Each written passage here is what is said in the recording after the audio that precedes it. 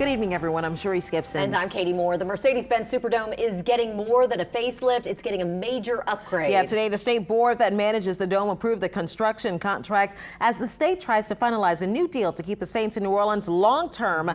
Erica Ferrando's live for us from the Superdome to tell us what to expect. Well, the Superdome opened 44 years ago, and with several Super Bowls, hosting major shows, and of course Katrina, it is a part of New Orleans history. So we looked back at how we got here and what is to come.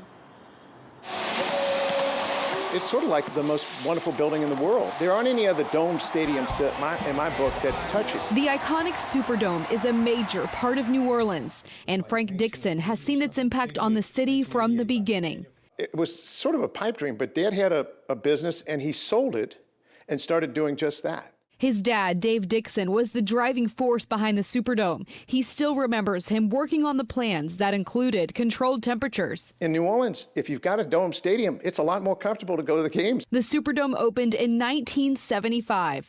Touchdown, Saints! The voice of the Saints, Mark Romig, remembers it too. It was like the 21st century had arrived in New Orleans. And now, after first phase approval, the Superdome is getting ready for $450 million worth of renovations. The New Orleans Saints and owner Gail Benson are backing this project, with the Saints putting up $150 million. It'll pay itself off in many, many, many ways. Improvements include larger concourses, more bathrooms.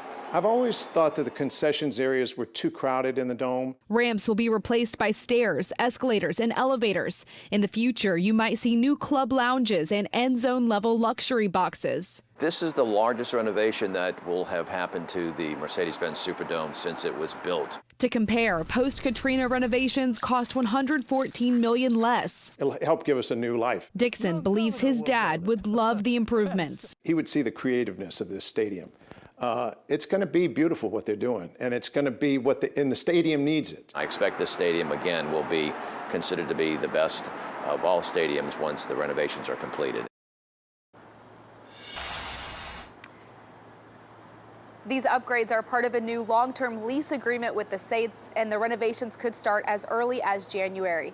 In New Orleans, Erica Ferrando, Eyewitness News.